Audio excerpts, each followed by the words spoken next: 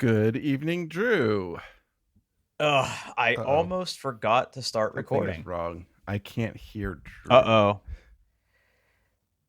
Uh-oh. Oh, there we go. Hello? There we go. I fixed it. I Oh, fixed okay. it. It was me. It was me. Good evening, Drew. How you doing? Oh, hello. Oh. I almost forgot to start the recording on my end too, so that was actually a happy accident, I think.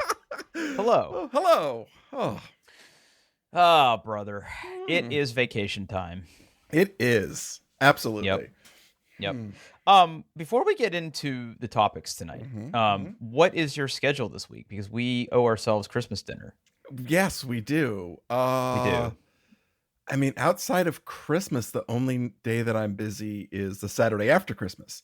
So, that's when So families really come. any day this week, Any huh? day this week. Any day this week. Mm-hmm. Hmm. Okay. Mm-hmm. All right, let's do this on the air because Okay. I think this will Okay. be fun for Okay. us. Okay. What are you thinking? I don't know. I don't know. I have given this absolutely no thought. Oh. I haven't. I mean, it's been in the back of my mind. Okay. Right. Okay. And okay, I'm of two minds. Mhm. Actually, three. I have three minds. Three One of minds. them's one of them's funny, Okay. and you're gonna say no, Okay. and the other two are like different levels of classy depending Okay. on like what Okay. we want to do. Okay. All right, so let me get the funny one out of the way. Mm-hmm.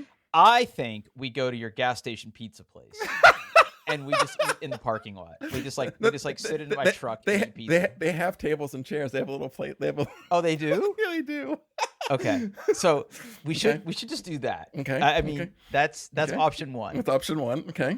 Okay. Mm-hmm. Option two is like, look, you and I both love tacos. We do. We And do. I will eat like tacos until I throw up. So like we could do condados, we could do Okay. local cantina, we can go to I like the tacos. nice, we can go to the classy taco place downtown. What's the classy taco place downtown?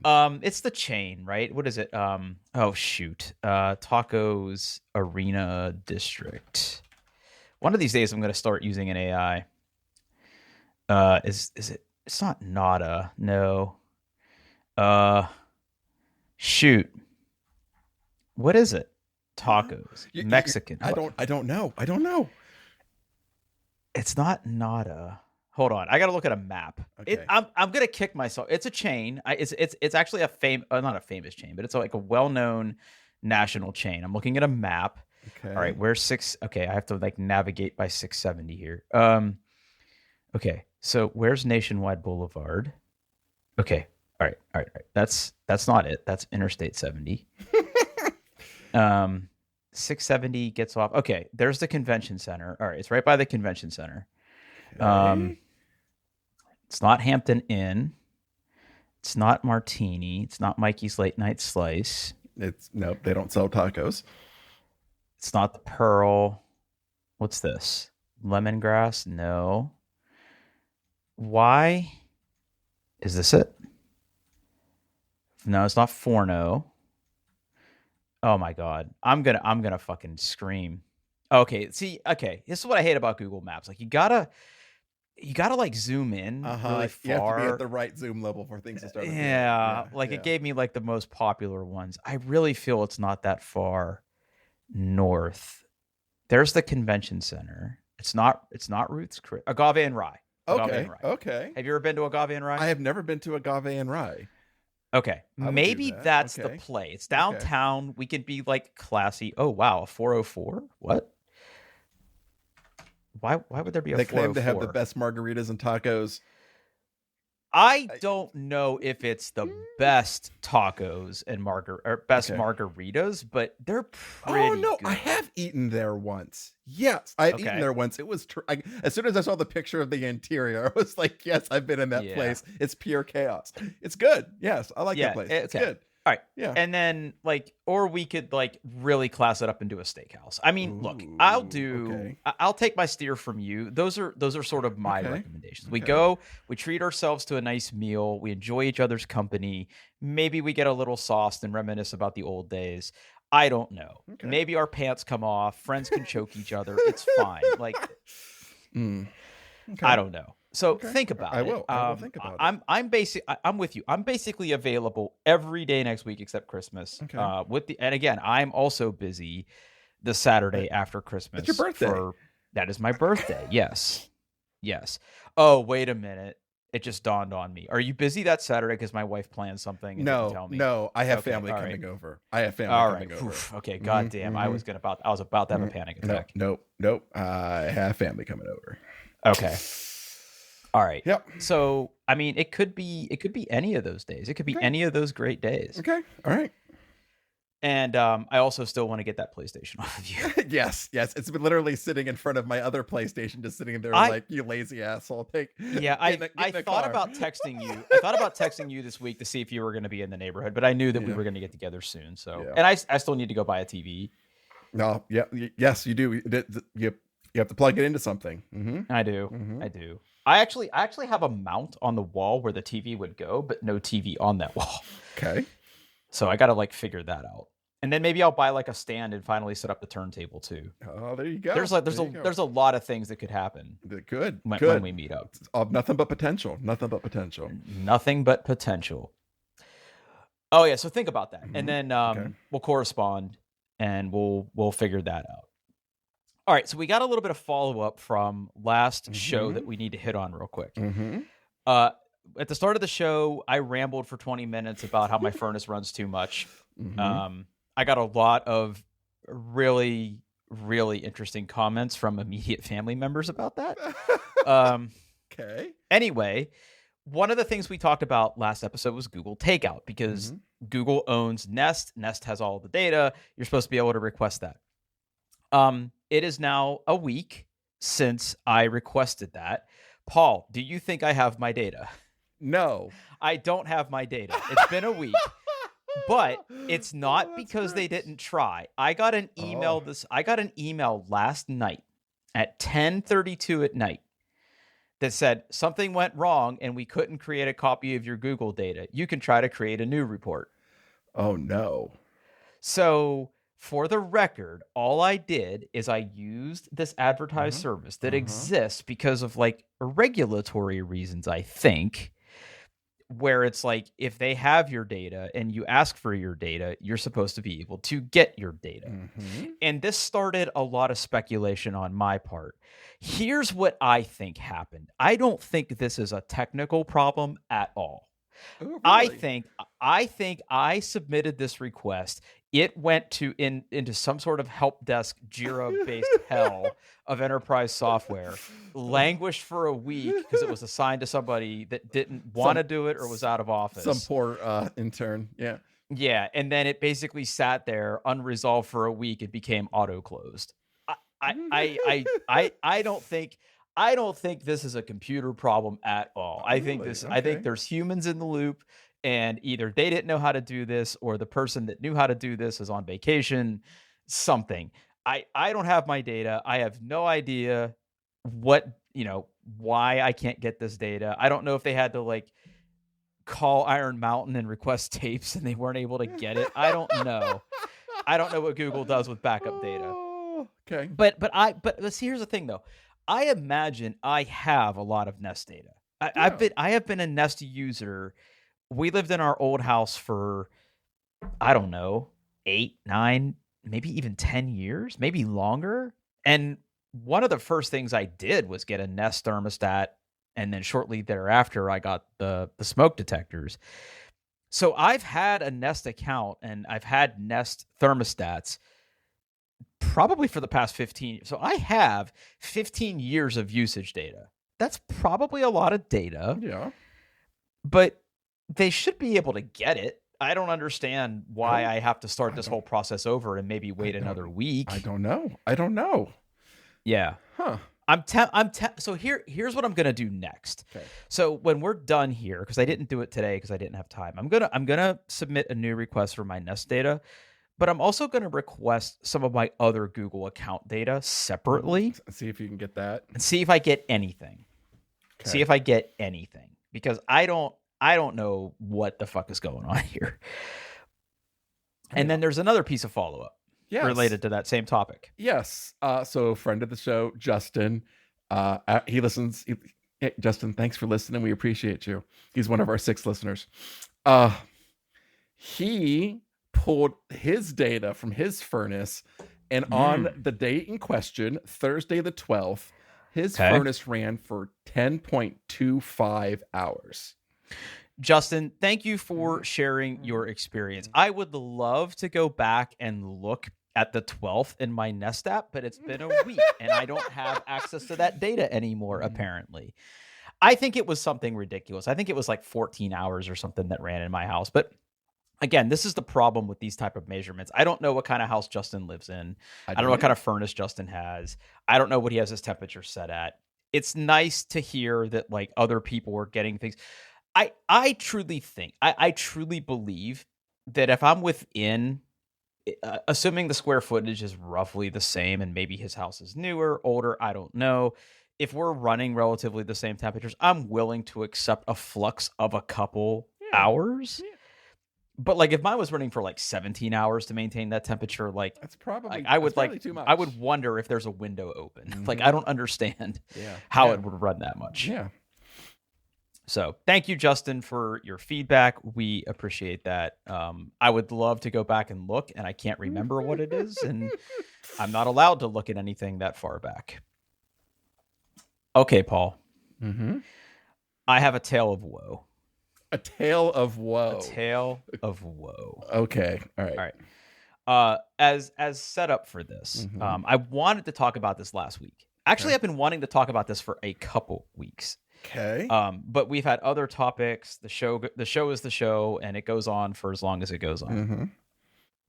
So when my parents were here for Thanksgiving, we need to go all the way back to November. Okay. When my parents were here for Thanksgiving, the day after we had dinner at our house, I went shopping with my mom. Like I took her to Micro Center.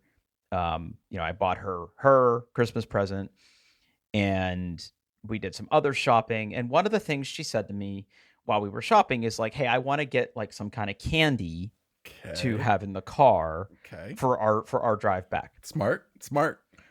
And I can't remember exactly what store we were at when this happened, but long story short, we ended up with some freeze-dried candy. She had never tried that before. Oh, okay. And she bought the sour kind, which at first she was like, wow, this is really sour. But then she couldn't put the bag down. Yeah. So she really liked that. And as we were sort of driving around and talking about candy, one of the things we used to do as kids was anytime we would go to our allergy doctor, there was a candy store and like a computer store. There were all these like little stores we would go to just when we were in that area. And there was this one candy store that was at the mall. It was basically like a bulk candy place. Like you went in there, you put candy in bags, they weighed it, and that's how they charged you. Okay, yeah. One of the staples that we would buy, and we were kind of like reminiscing and talking about this, is like we used to buy shoestring licorice. Shoestring licorice. Okay. Now, what does that mean to you? So isn't that where it looks like shoelaces, right? It's real thin. It's real thin. It's not like Twizzlers or Red Vines where it's like this big hunking piece of licorice. It's literally like little strands of licorice. And the kind we used to get, I mean, I think canonically it's always strawberry flavor, but I don't have strong memories of it tasting like strawberry. It had a flavor. It's red. It's red. It's red flavor. It's full of red 40. All the things we need, right? We used to buy a shitload of that. And I just remember eating that, and it was good. And we started talking about it. And, I asked my mom, when was the last time you had red shoestring licorice? And she's like, well, I bought a couple off of Amazon, and there's this one brand that I thought was pretty good that kind of tastes like the stuff we used to get. And I was like, oh, okay, well, I'll make a note of that, and I'll try to order some. Okay. So I go online, as one does. As one does. And I start looking at licorice. Now, there are dedicated candy stores on the internet. Like you and I have ordered from one that apparently was in the UK, and it took like a month for our candy to get to us. And they opened my box and stole some of my shit. I'm not there. Yeah, exactly. Yeah, Customs didn't like what you ordered, apparently. Oh. That's a funny episode. You should go back and listen to that. Anyway, there's dedicated candy stores online. I looked around at some, and like I was looking at the pictures of the licorice, and I'm like, wow, that looks really thick. That looks like thick licorice. I have purchased licorice from one of these bespoke candy stores. Okay, so which one? Licorice.com, baby. I'm sorry. Licorice.com. Can I get a link? Yeah. Okay. Absolutely. Hold on. This just took a turn. All right. Because in all my searching, yeah. Bingle and Google and AI never recommended actual licorice.com. Licorice.com. Yeah. They also own like caramel.com and taffy.com and a whole bunch of things. Yeah. But this okay, so mhm. Okay, all right, time out. Just quick little sidebar here. So I'm on licorice.com. And this confirms what I already knew is there's a lot, not only are there a lot of different flavors of licorice, there's different shapes of licorice. There's different types of licorice. Milk chocolate covered strawberry licorice down unders. One word. No. That looks gross. It does. Yeah. Australian mix. Not bad. Yes. Oh, really? Not bad. Sour green apple. The Australian black is my favorite. Yes, I do like black licorice. Yeah. The cinnamon shorties are also really good on there. And like the Australian red is good. Sarah's favorite. I've also had Jonathan's favorite, which are basically like little good and plenties. They're pretty good. Yes, I love this website. Yes, I like good and plenties. Yeah, and they'll sell. I actually, for my birthday, this is my first exposure to licorice.com. My family bought me a gift pack of different licorices from licorice.com, and it was terrific. I loved it. So the closest thing that I see on licorice.com here are the Dutch red laces. Now, here's the thing, though. I click on that, and I look at the picture of somebody's hands all up in it. Kind of looks like Big League Chew. Yeah, and they're not very big strands. No, they're licorice. not. No, they're not. No. See, again, I have these very vivid core memories of the strands being much, much longer. Like you could tie them into knots. Now, I'm not saying that this isn't what I want, because here's the thing. And this is I think the key. When I look at the description of these Dutch red laces on licorice.com, it says Dutch red laces hail from the tulip-covered fields of the Netherlands. Okay, so far checks out. They're a terrific licorice option for anyone with a hankering for the tangy and fruity essence of strawberries, as well as those looking for a versatile candy. These laces are the best sellers among who want a licorice perfect for decorative baking. They go great with cupcakes or frosted cookies. Most of all, they go great with you. Yeah, I would just shove a whole bunch of that in my face. Right. And that's what we used to do. So like the thing we used to do is we would get it and we would like either ball it up and throw a wad of it in your mouth, or we would like tie it in little knots and kind of like eat it, you know. I don't know. Again, core memories. Each tube is filled with 1 pound. Yes. For $16, huh? Yeah, they are a little pricey, and they do kind of like gouge you for shipping. But I've had after my family bought me some, I've ordered some more from them, and I've actually been thinking about ordering another batch. It's good. It's good. I might try some. They have some different flavors now that I might want to try, but not that chocolate shit. That's gross. Okay. All right. So anyway, back to the story. So I wound up on many different sites on the internet. The one that was like really like pushed upon me was nuts.com. Like that one was like every sponsored link in every top search result on multiple search engines, by the way, really was pushing me towards nuts.com. But I did just looking at the pictures of the licorice that they had, I was like, I'm not strawberry laces. No, I see it there. Yeah. I was like, I don't know. Like, there's just something about that doesn't look good. Yeah, the way they have that kind of like laid out, it kind of looks like a parasite. Yeah. I want the black it's just licorice unsettling so bad. I want to eat little licorice dogs. Sorry. Okay. I like licorice. That's okay. Sorry. Okay. Put a link to those in the notes. Yeah. Actually. We need. I want to come back to that. Okay. So what I ended up doing then was going over to Beesbo's place. Okay. And I ordered some licorice. Now, okay, as you imagine, because they sell basically everything on Amazon these days, you're spoiled for choice when it comes to red shoestring licorice candy. All right. So after researching and reading reviews, I narrowed it down to two choices. All right. So the first one I sampled was this. Go ahead and pull that up. D best. It looks like doll hair.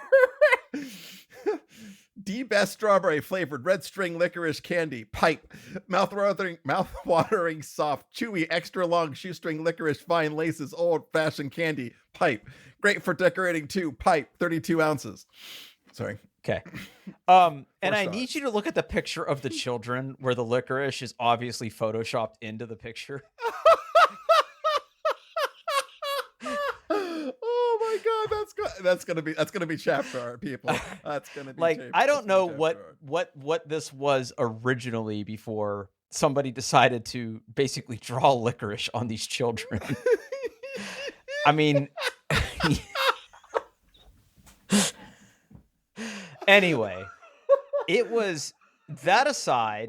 I was drawn to this for a couple of reasons. When I looked at the pictures, again, based on, I disregarded the Photoshop ones, but looking at the other pictures, this looked close to what I remember us getting. Okay. And the reviews are fairly positive. I can't get over that picture. I know, it's so real bad. It's very bad. It's very bad. So I was considering that, but then I also, oh no, where did it go? Shoot. I thought I had it. Okay. I also looked at this as a alternative. Okay, hold on. Curvan candy, Bebito, strawberry licorice laces, red shoestring licorice laces for braiding, decorating baked goods, and making knots. Soft and chewy candy, 2 pounds. Yep. Now, this one is far less descriptive and honestly strikes of more of a generic licorice type. Mm-hmm. All right.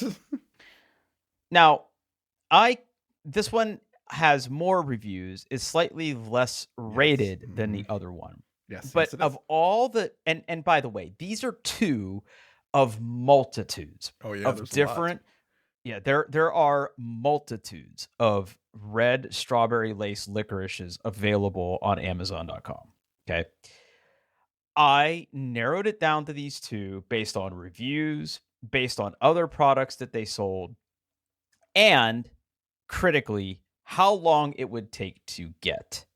So a lot of these other ones were basically quoting me the end of December to get. I don't know if it's because people had a rush on this stuff or just the way that they were being shipped from different places.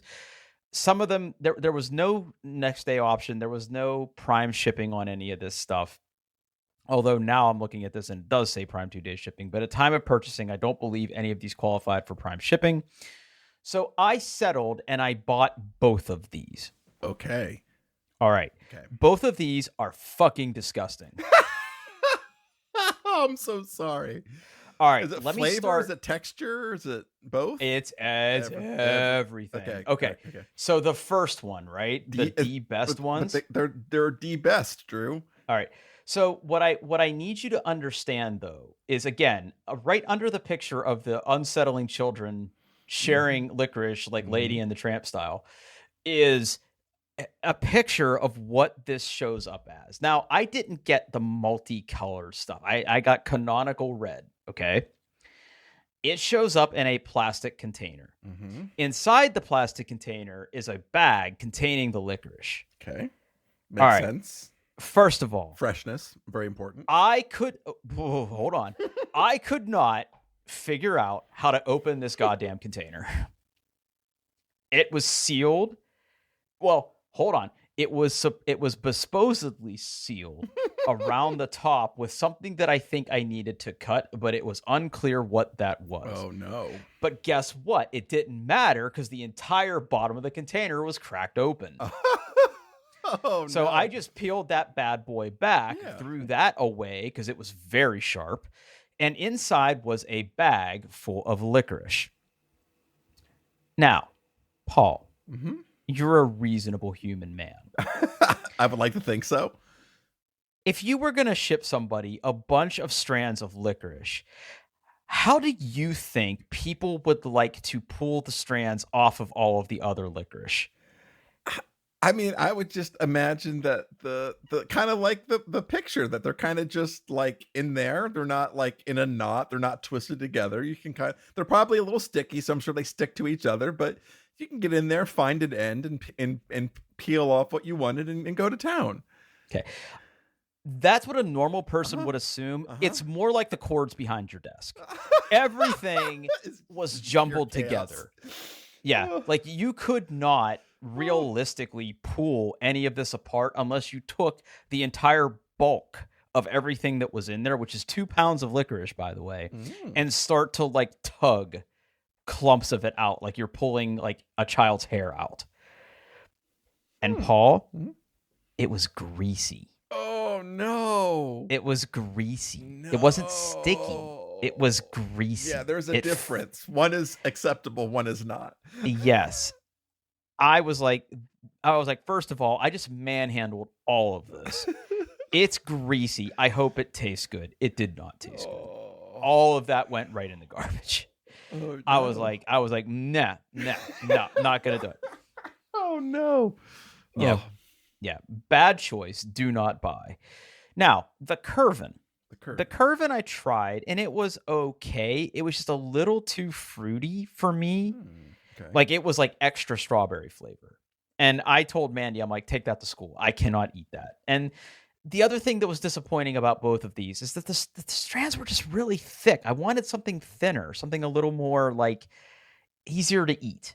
You know, not shorter strands, just like thinner. These were like very, very thick strands. And what I remember eating as a child was just like skinnier strands. So all of this to say is that I have, as so far, been unable to find the licorice that I grew up eating and craving. Okay. I am probably going to order some stuff from licorice.com. I do want to try their strands. I feel like it'll be much better quality than anything I'm going to get from like a big bulk store like Amazon. Yeah. Yeah. And quite frankly, I wish that there was a candy store somewhere near me where I could just go buy this stuff in bulk. Because I feel like, I order stuff from Amazon. It's gross. I know. We live in a gross capitalist like nightmare hellscape. But like Amazon it's brings convenient. it to my house. Yeah, it's convenient, right? Like I got more money than time. When I want something and I don't want to leave my house, that's what I do. That's what it's there for. Yeah, exactly. Uh-huh. But I don't think it's for ordering candy. Okay. I don't think it's for ordering candy. I think you're much better served either shopping bespoke like licorice.com or going to an actual store. So I'm actually gonna let's go ahead and do a live order here. Okay. On licorice.com. So we're gonna get some Dutch red laces. Mm-hmm. They also have sour laces. You see those sour rainbow laces? Oh, buddy, yes. Okay, so we're gonna do that. We're going to do Jonathan's favorite is just basically Good and Plenty. But they're really, really small. Like how small? Like Tic Tac small? A little bigger than that, but yeah. Somewhere in between a Tic Tac and a Good and Plenty. Red raspberry shorties, green apple shorties. If you want something more akin to a Good and Plenty, they're actually like jumbo Good and Plenties. They're called Crunchies. I've had those too. Crunchies. We're gonna do Dutch. Oh, I see them. We're gonna do Dutch rainbow laces. We're gonna do the sour rainbow laces. There you go. All the laces. Yeah. All laces. And then I think I'm gonna do some Sarah's favorite. Okay. That's $64. Yeah. Jesus. Yeah. It quickly adds up real quick. Yeah. And then at some point they're like, if you spend another $300, you get free shipping or some shit. Oh. Premium order protection for $1.49. Have peace of mind in the event your fresh delivery is damaged. That's not worth $1. I'm sorry. Okay, so let's figure out what shipping's going to be here. Okay, let me unlock one password. All right, there's my info. Mobile number. Shipping's only $10. Okay, all right, not bad. Okay. Yeah, not bad at all. All right, that's going to get ordered. My card expires. Items in your cart are in high demand. Card expires in 14 and it's counting down. Oh man, Oh, no. Talk about the high pressure sale. You got to get in it. Oof. PayPal. After clicking PayPal, $73 worth of licorice. Mm-hmm. Delivery available after Christmas holiday. Delivered fresh. Arrives by 1/7. Oh no. I have officially lost interest if it doesn't show up until January. That's gross. All right. Anyway, I am going to keep that cart. Okay. And maybe order. I wish I didn't have to wait till January to try that. But I think that's probably that might be my best option unless I find something local. Yeah. Very, very disappointing experience with licorice. I'm sorry to hear that. What? I mean, you're a big licorice boy. You're the one that turned me on the red vines. I was a Twizzlers guy until I met you. Red vines are better. Yeah. Yeah, red vines are better. I believe that. Mm-hmm. All right, couple other topics tonight that I have. I have downloaded the PlayStation 3 emulator, RPCS3. Okay, I'm vaguely aware of this, but I don't think I've tried it. Have you tried it? So you haven't tried emulating PS3 at all? I ran something on something once, but I don't know what I used.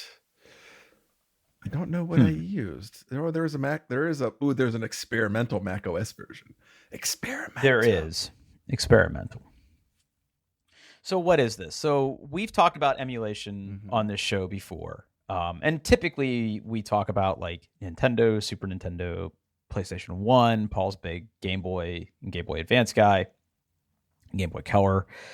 But when we get into the more of the modern platforms, we haven't really talked much about that. Yes. Now I had a PS3 at launch. And I had a couple games that I really, really liked. Okay. I had MotorStorm. I had Resistance: Fall of Man. Had those games. They were fun games. I remember beating Resistance: Fall of Man because it had like couch co-op, and that was just like really, really fun. Playing that with my friend who used to live in Ohio, who doesn't live here anymore. This was a really good experience. MotorStorm was also really fun. And then after a while, more games came out. Like there was, obviously a version of Gran Turismo for it. But there was one game in particular that I had that I really, really liked as a concept, and that was Killzone 2. Killzone, yeah. Yeah, so Killzone is a series that was a PlayStation exclusive. I believe Killzone, like the first Killzone, was on PS2. Killzone 2 and 3 were on the PS3. I never played the first Killzone, and I did not play Killzone 3. I really, really liked Killzone 2. I like the aesthetic. I like the story. The problem is that I'm like very, very bad at playing shooters on consoles. And the controls from that game, even by console standards, was just weird. It was just weird. Like compared to Call of Duty or other shooter type games, the control scheme was just different. And I never felt that I was like good at it. Like there was also a multiplayer version of it that was kind of fun, but again, I was garbage at. So I wasn't really good at it. I wish I would have finished the story. Like I got about halfway through when it was like getting to like kind of like plot twist or the major plot point about like what was happening. And I never finished it. And eventually I think I gave away my PS3. I don't even know what happened to my PS3. I'm trying to think. I think I might have sold it. I don't know where my PS3 went. Maybe it's like in my maybe mine's in my basement. Yeah, mine might be like in a container somewhere. I don't know. Anyway, I never got around to finishing it. Now, the RPCS3 emulation project has been around for a while. And ironically, even though the PS3 is a very, very weird console from a hardware perspective, the games are really, really easy to back up. So like if you have a Blu-ray game, and that was like the PlayStation 3's kind of thing, is it was a Blu-ray player. That's right. Yes. And that's part of the reason I bought one, because I had a nice TV, I had a nice sound system for the era, right? For the era, it was era appropriate. That was part of the reason I bought it. And I had like, I remember buying like Mission Impossible 3, and it was just like really cool to watch on there. Anyway, the games themselves are like really, really easy to back up. So if you ever wanted to digitally preserve copies of like your PS3 games, it's actually really fucking easy to do. Like you can like rip it like you would any other like Blu-ray movie, quite frankly. Really? Okay. That Yeah, easy. super easy. So I've been sort of following the development of RPC S3 for a while now. Now, in my head, what I want is I would love to replay Killzone 2 on the comfort of my computer using a keyboard and mouse. Okay. Now think about this though, right? Think about when you're playing a PlayStation game, especially a shooter. I've done that. I've done that. Mm-hmm. Yep. So I'm talking to an expert. So if you were playing a shooter on your console, Paul, how do you think you would interact with that shooter? With two sticks. One stick for moving your feet and one stick for moving your eyeballs. Now, there's a key though, because compared to the D-pad and the face buttons like the square, the triangle, the X, and the circle, what's special about the analog sticks? Well, they're digital, right? So you can move them a little bit, and you just go a little bit. Yep. Right? Yep. They're analog. They're analog controls. What if I told you? That's what I meant. Analog. Shit. Analog. Yes. What if I told you that's exactly how mouses work? Well, yes. Yeah, you are correct. But that's not how keyboards work. It's not how keyboards work. But when I play a shooter today, I use WASD, right? So the W key, the A key, the S key, the D key to move. I don't need precise movement control in those games. I don't need that. What I need is precise aiming. So, long story short, there is a way in the RPC S3 emulator where you can map one of your sticks to mouse input. So, I was successfully able to do this. Now, it's kind of jank because obviously, you have to like really, really know the game. You have to know every game has different input standards, so you have to like manually adjust what they call the dead zone and the amount of acceleration that you get when you move the mouse on your screen, and like how much that actually moves and how fast it moves. There's a lot of like precise sort of dialing in, but once you know those numbers, it works. So I've started to play it, but I mean, again, you're emulating something, so there's a little bit of jank. The frame rate is, I think when the game launched, it was only 30 frames per second. That was very common for PS3 games. 30 frames, even with my high-end hardware and like not turning on all of like the advanced filters, all the advanced graphic options, things like that, I think I'm only getting at 720p, I'm only getting like 40 or 50 frames. Okay. So it's not like it's a super smooth 60 frames per second playing with a keyboard and mouse type setup, but the potential is there. So I'm continuing to fiddle with this, but I'm actually kind of impressed. It's also really, really well supported. In terms of like emulators, the website's really good. The wiki's amazing. It walks you through all of this. They maintain a database basically of every title and how good it is at being emulated on different hardware. Nice. So for example, if you're playing this on an x86 PC with a good graphics card, like it'll say like performance good. Some of the other games don't require quite as much, of course, but it basically has recommended settings for the games. There's also unofficial patches for the game. So if you are playing a game like Killzone 2, you can have it check for like unofficial patches that like will change the field of view or automatically apply like the most optimized settings for the emulator for that particular game. So the support is amazing. Like I really, really like the emulation. It's very easy to get up and running. There are a lot of options. The interface is kind of jank at first, but once you kind of understand where things are and how they work, it actually works pretty well. So long story short, that's kind of the dream. Now, the other games that I'm going to play, I have no problem playing on a controller. Like I said, I have Gran Turismo, I have MotorStorm. Like I'm fine playing those kind of games on a controller because it's a racing game. Like that's, I'm not going to hook up my steering wheel.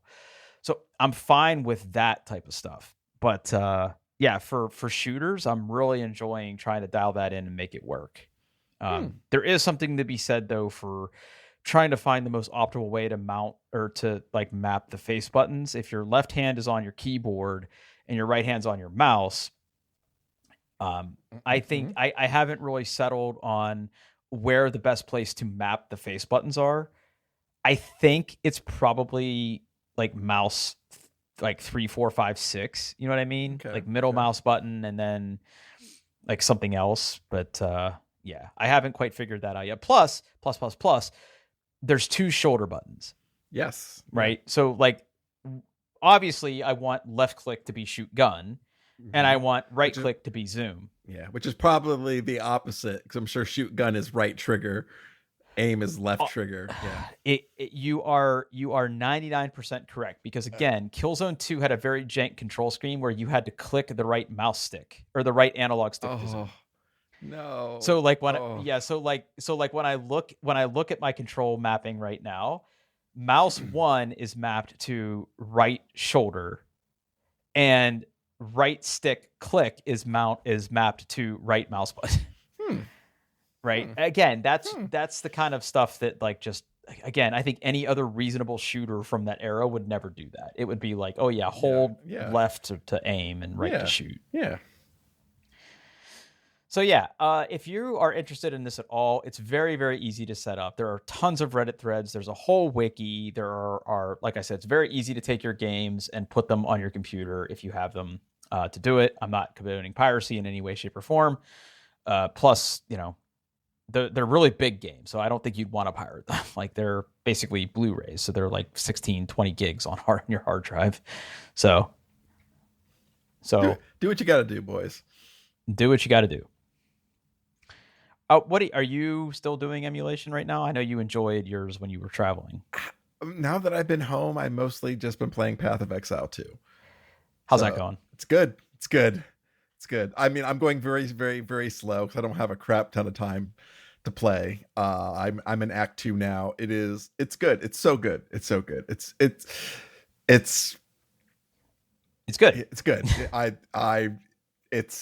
I mean, I do have some complaints. It's not perfect, but like the minute-to-minute combat and the challenge, it's fun. It's fun. If you play Diablo and you're like, I wish this was kick you in the crotch hard. Yeah. I heard it is quite hard. It can be. It's quite a hard game. It can be. Yeah. There's a lot of numbers you have to worry about, and they do not pull punches on bosses. Though I'm getting to the point now where though the Act 1 stage boss did just kick my ass the first. I only died once, but he creamed me. He turned into a big wolf and he ate me. And okay. I'm into that. What kind of character are you playing in that game? I'm playing a sorceress. Sorceress. Mm-hmm. Okay. Mm-hmm. Sorceress. Because there's no character customization. You just whatever you get the gender of the class you pick. Yeah. Oh, interesting. Okay. So are there like different schools of magic? Like how deep down the rabbit hole can you go with like creating your class? It's nuts. There are so many different skills. And like it's Path of Exile, if you haven't really played it before, it doesn't work like Diablo. So like Diablo was all about you level up, you get new skills that you can put on the thing and you can improve those skills. Leveling up doesn't get you skills at all. It gets you passive buffs. You have to find you have to find uncut skill gems of a particular level, and then you can turn that uncut skill gem into a regular skill gem, and then you can slot that skill gem, and then you can use it. And then there are support gems that you can slot into the other gems to change up each individual skill. And then there are every weapon type grants you a certain like skill as well. Uh it is extremely complicated. It is not it Certainly yeah, seems oh that way. yeah, like if you're gonna want to get into it, I highly recommend like watching a YouTube video of like this is how you fucking get started, because it is crazy. But one of the nice things is there's no locking of anything, right? So your class really just, outside of like a few other like little minor things, your class really just determines where you start in this passive like bonus thing when you level. Okay. But all the classes are on the same thing. So if you wanted to work into it, you could just basically take a hard right and go into another class's like, like big passive tree. And if you wanted to be a monk who also shoots fireballs, well, go for it, man. Just make that skill gem and socket it and go. So yeah. Okay. Yeah. I mean, I'm sort of like eyeing it very carefully right now. Yeah. I don't know. I mean, you do have to pay to play now, but like you buy a founder's pack and you get some points for the microtransaction store and some cosmetics and whatnot. But yeah, if you decide to play, let me know. I can walk you through the first few hours and get you going. So Okay. All right. Might take you up on that. I'll have plenty of time over the break to do some gaming. it is. It's one of the, it's like, I never really got into Dark Souls game, but I imagine it's that kind of feeling as like in Diablo. Like I never, like, yes, I had recognized some monsters and what their attacks were, if they were a little bit different, but mostly it was click on things die. Like you really have to start learning, like even each individual, like the little mobs of monsters, the ones you just typically wade through. If you're not careful, they'll fucking kill you. You have to like learn what their attacks are and go, oh, those are the ranged fuckers. They throw big bombs that hurt. And yeah, even with the non-boss encounters, it can get pretty difficult. So yeah, it's good. So real-time follow-up. I just got an email from licorice.com because apparently I filled out just enough of their form. And I got a notification that somebody sent me a DM on Instagram. So as you were talking, I clicked on that just to get a preview of the message. And wouldn't you know it, there's an ad for licorice.com right there. There you go. Jesus Christ. I hate this. Yeah. Okay. Last topic of the night. Mm-hmm. I am going to go to the Apple Store tomorrow. Okay. For reasons. And it might be time for me to get a new phone. New phone. Yes. You're gonna get I have an 16? iPhone 14. Yeah, I have an iPhone 14.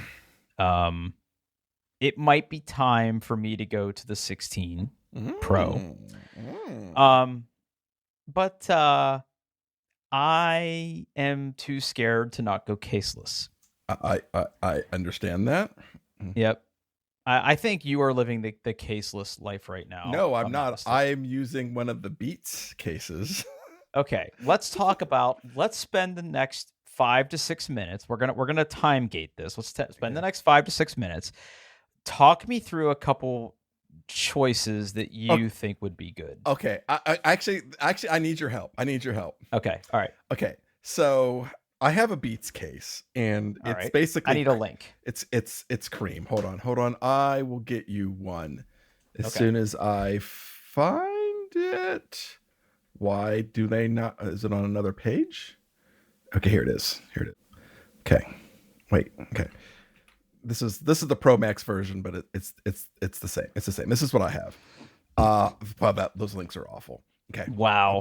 Okay. So it is beige, very, very boring, but I have a white phone, so it kind of works.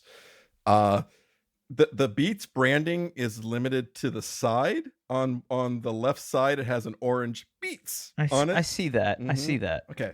So it's I like the it's not the case is kind of slippery, but I've gotten used to that. I like the fact that it is an open bottom case, so as you swipe up, you don't have a lip, and Right, right. it's got the camera control cover, which I have decided that I do like. Okay, now Okay. Drew. Yep. They came out with a couple there's it's a special edition. They have two colors. The special edition Beats case, so it's the same material.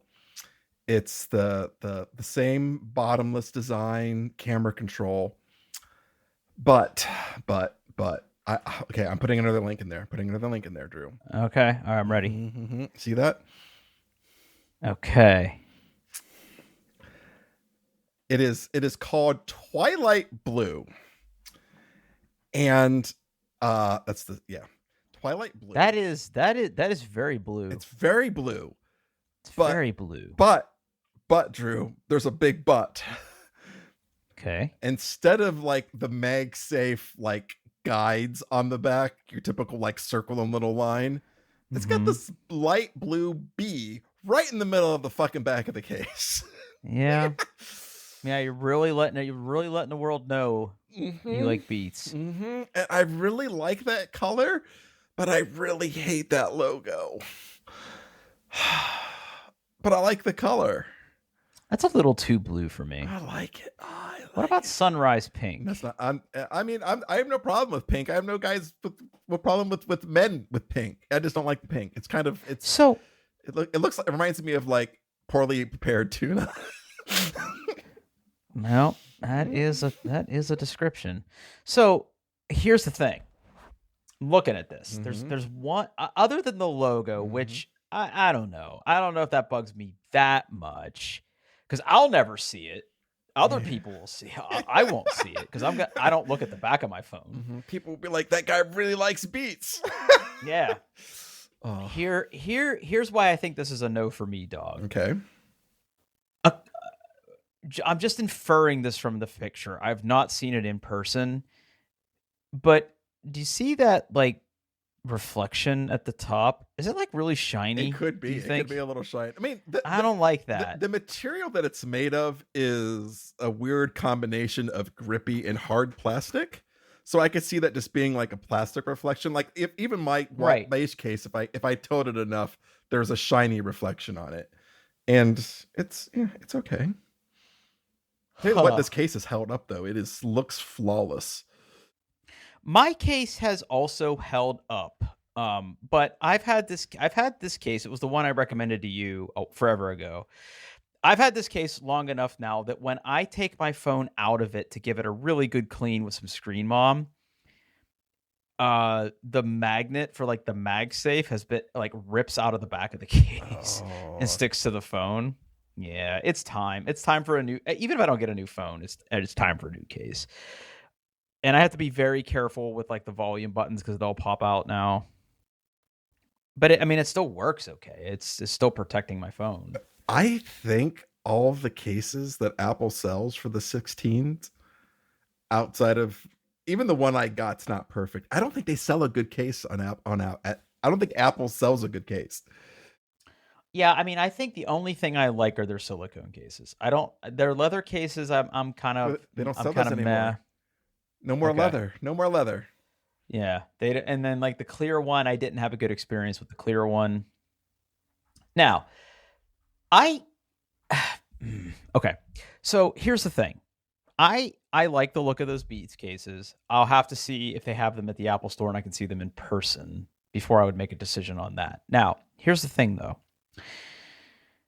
If you were to ask me what my preferences are, and if you'd ask me like, what are you trying to do? I would like a metal case. Oh. Like aluminum. Something durable. Something that feels weighty. Now, the other thing is that I have been rocking the Apple MagSafe wallet on my phone for a number of years. That thing is dingy. That thing is, yeah, it's time for a new wallet as well. So basically where I'm at with this is I would love to find a phone case or a phone case maker, I guess I should say, that makes a good case, preferably metal or has parts of metal in it. So it's like rugged, because, I take it out to the range, it's outdoors, it sits on stuff. I want it to be a little durable.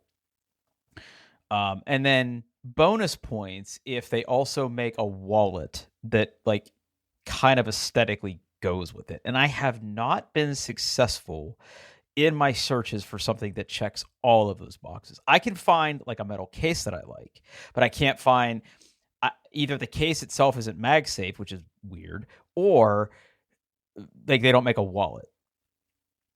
So ideally, I don't want to separate the phone and the wallet because I really like that lifestyle. I like having that clip to my phone because I always carry those two things anyway. So I like that idea. I haven't found anything that ticks those boxes. Yeah, I haven't really looked at metal phone cases because that's not me. I know. That's not a me thing. I'm not. Yeah. I don't. No. Okay. So I will tell you what. I'll tell you what. Okay. My wife has recently became a pop socket person, but she has done. This is like their second generation of the MagSafe pop sockets, and I will tell you they're legit. Are like, they? Yeah, like they you can get them off, but they really freaking stick on there, and like it's the original ones used to be like they were like an oval shape because they went all the way down your case, and now they're just round and they put stronger magnets in them. They didn't cheap out on the magnets, and they are good. If you're curious about those, make sure you have a MagSafe case, of course. Pop socket will sell you one that matches your pop socket, of course. And yeah, she's rocking that, and it's I've actually thought about purchasing a magnetic pop socket just to kind of have, not use all the time, but use it occasionally. Just slap it on there, be able to take it off. Yeah, or maybe. Okay. Interesting. Wow, there are some really ugly iPhone cases out there. I mean, I do kind of want it to be like, Wow. So like, and here's the closest thing I've found to something that I might actually buy. Okay. You're gonna hate it. I'm sure I will. You're gonna hate it. Shield iPhone 16 for Pelican. I own several Pelican products. Yeah, I could. Yeah, I mean that's definitely that just screams everyday carry. It does. It does. It's got a little clip on there too, so you can put it on your belt. Yeah. But the clip's also a stand, so right. But it comes off. It does come off. Yes, it is MagSafe. A 21-foot drop protection, so you could just throw that thing across the room and not care. Wait a minute. What? Okay, so what bothers me the most are the corners. Okay. Yeah, talk through it. They're angles. So like instead of being a nice rounded angle, or even like a hard 90-degree angle, it's two 45-degree angles. And then the case is all bumpy in the side. Oh, no. Not for you. Okay. No, this is gross. And honestly, I would make fun of anybody who owned this case. No offense. I don't like that. Don't make fun of me. I don't like that. I mean, that's one choice. I'm trying to see if I forgot to. There's also this. What's the best way to show you this? Phone i16 Pro. I also found this. This also intrigued me. Again, you're going to hate it, and I'm not sure I'm in love with it either. But the nice thing about this company is, there are many different colors and options for this, but this seems like this would be a pretty rugged choice as well. It's still MagSafe, even though it doesn't look like it. It has their logo on the back, similar to the Beats thing.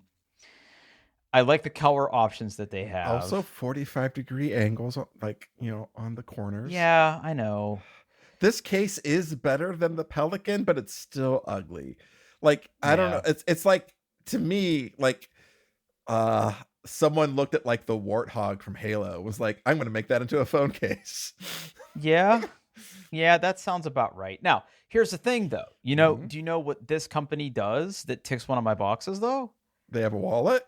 They have a wallet. Okay. I don't know if I love the wallet, Okay. but they have the wallet. And the wallet would be something that would be magnetic and go on my phone. It looks bulky. Definitely Okay. bulkier than the Apple wallet, Huh. but they have that. Huh. I mean, it's definitely a choice. It is a choice is the nicest way that you can possibly say that. Now, some of these cases, interestingly enough, though, forego metal for Kevlar or carbon fiber. Oh. So lighter. Yeah. Lighter, yeah. That's that. There you go. Yeah, like the Monarch Pro Kevlar iPhone 16. This is, by the way, the name of this brand is what's it called? Urban something gear. Urban active gear. It's got to be active gear, right? Urban active gear, yeah. So like this one has like carbon fiber like interleaved on the panels. And I see their Kevlar one there. Oh yeah, that's I kind of dig it. I mean, I don't know. I mean, know. you are that man now. So I am kind of that guy now. This would match that fancy vest you have with all the pockets. I do. Especially if I got green. Yeah, it was not for nothing. And I only know this by accident. Is that like if you want to like molly your phone up and like have like a front facing camera for when you're like doing stuff, like that's a thing. But I don't need that. I don't need that. I don't know, buddy. I think you will be happy with the 16 Pro. It's a good phone. It's a really good phone.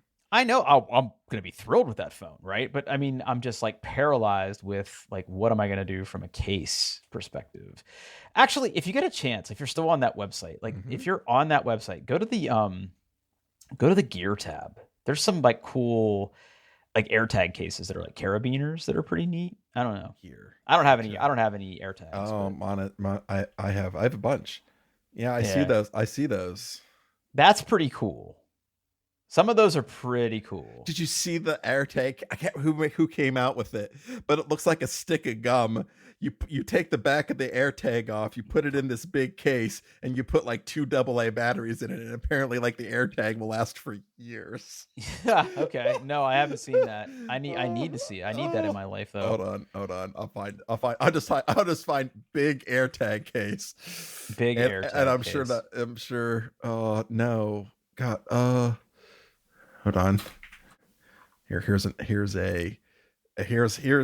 a Ars Technical article. That's the first thing I could find. Okay, let's take a look at it real quick. Here you go. It's like, do you like everything about the AirTag? This will ruin it. But new AA powered AirTag case promises 10 years. It is 10 years. Elevation Lab. I have some Elevation Lab stuff. Do you? What do you have from them? What did I buy? The name sounds familiar. Do they make cases? I don't think so. Products. What? At my old desk, I had the Elevation Shelf, which is an under desk shelf mount. Oh, I also used their Anchor Pro headphone mounts. Time capsule keychain, stuff for your dog, stuff for your Surface, stuff for your bike. Stuff for your mountain bike. Yeah, I use their Anchor Pro. I've also heard good things about the Elevation Dock. Desk. Elevation Shelf. Yeah, there it is. Elevation Shelf XL. Under desk. So I you know what, buddy? I actually need one of those. Yeah, it sticks on. It sticks. It doesn't screw? No, I think it uses adhesive, if I remember correctly. The Anchor. The Go Stand. That's all AirTag. So they just make stuff for your desk and stuff for your AirTags apparently. Yeah, they make stuff. Yep. So what's the difference between the Elevation Shelf XL and then the Elevation Shelf? Oh, it is bigger. Yeah. I don't know if it's worth twice as much money. No. It was good. It How much weight does it hold? Oh, that's a good question. What does it say? I need this. I need this for my extra keyboard and mouse when I'm not using my Mac. Great for I standing I, I desk. actually legit need this. This is going to be purchased tonight. 3M adhesive. It doesn't say how much it holds. Specs. Yeah, it doesn't say. Very well reviewed though. Mm-hmm. Yeah, Mount securely. Yeah, they make nice Premium stuff. fiber reinforced construction. Great for adjustable desks. Yeah. I mean, I don't think you should be putting like a kettlebell in this thing, but like No, I'm sure no. you could put like a keyboard, right? Absolutely. Yeah, absolutely. Yeah, this is getting botted. Well, I think that's a show. That feels like a show. That's a show. It is a show. It's even over an hour. We haven't done that in a while. Yeah, Oh, okay, great. Well, get us out of here before people start to expect this from us. yeah, exactly. You know what I'm going to say. Go to doingtheirbest.com. You can find all the show notes, all social links. And hey, thanks for following. Thanks for listening. God damn it. Cut that, cut that, cut all that. up. Merry Christmas, everybody. Oh.